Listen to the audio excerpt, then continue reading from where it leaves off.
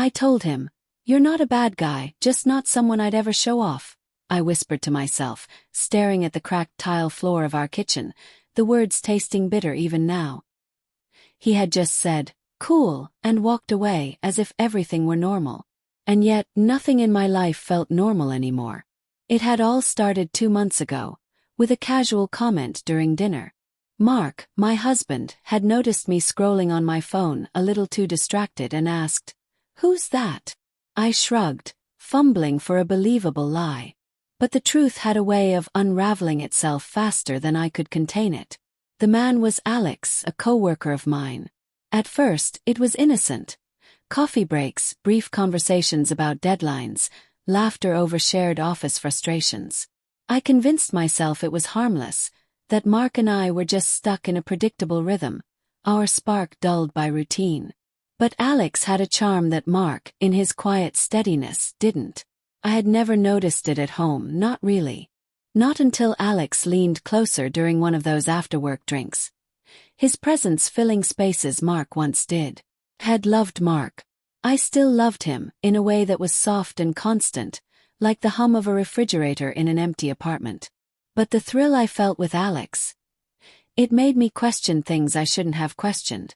The first hint Mark noticed came during a Sunday brunch with his parents.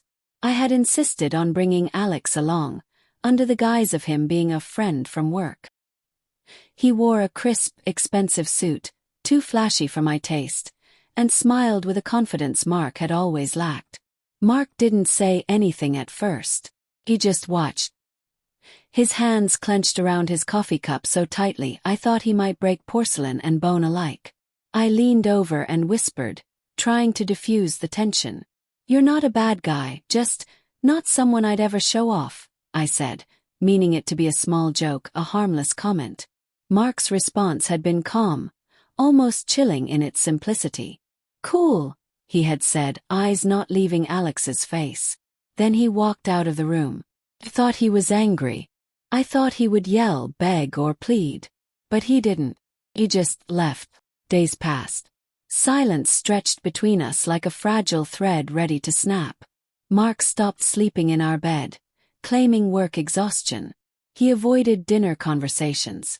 I tried to fill the gaps with excuses, with promises, with affection, but the tension only thickened. It wasn't until I returned home late one night, expecting Mark to be asleep, that I realized just how deep the fracture had become. Our apartment was empty, lights off, except for the dim glow of the hallway lamp. I dropped my keys and coat, and in that quiet I heard it, the faint click of the door across the hall. I froze, heart hammering. It was Mark's apartment. But it wasn't. There, leaning against our doorframe, was Alex. And Mark. Not angry, not pleading, not even sad. Just watching.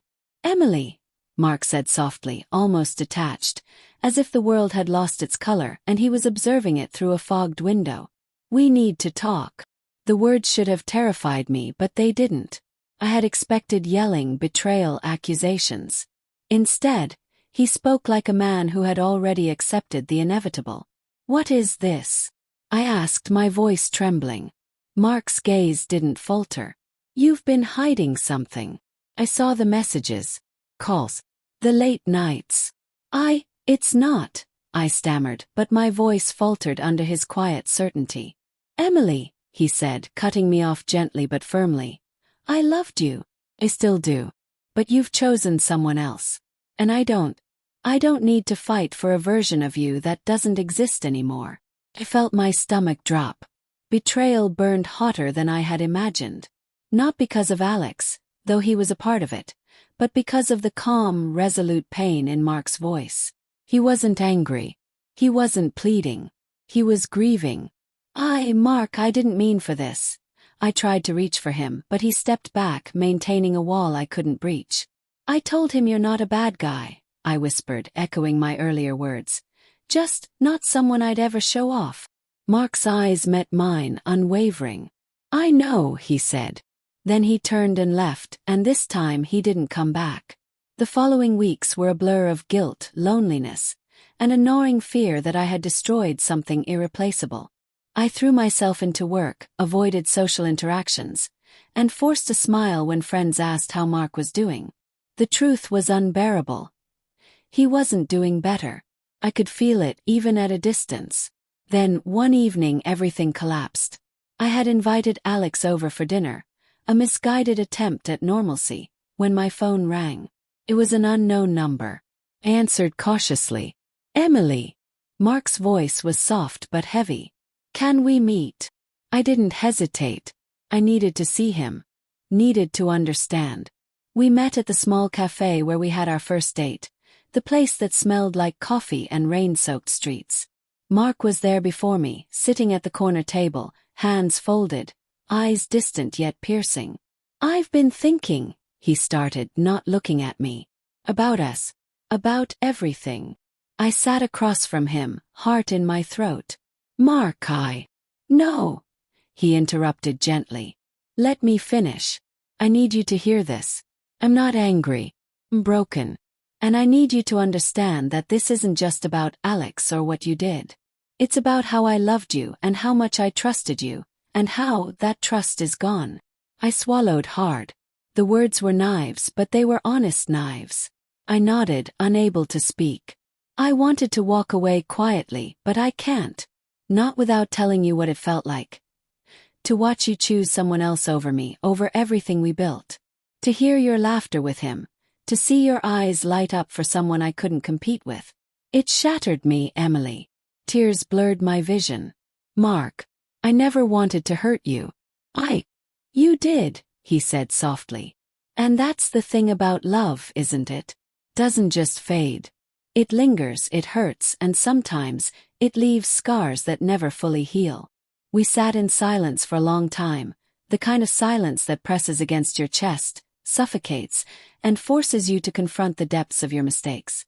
I reached for his hand, trembling, but he pulled it back gently, almost instinctively. "I can't be the person you show off," I whispered, voice breaking. "I know that now." Mark leaned back, eyes glistening with unshed tears. "No, Emily. I can't.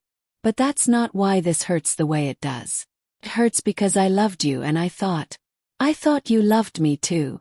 The words hung between us, heavy and unyielding. I wanted to explain, to justify, to somehow make him understand that my love for him had never vanished, only shifted in ways I couldn't control. But no explanation could erase the truth. I had betrayed him.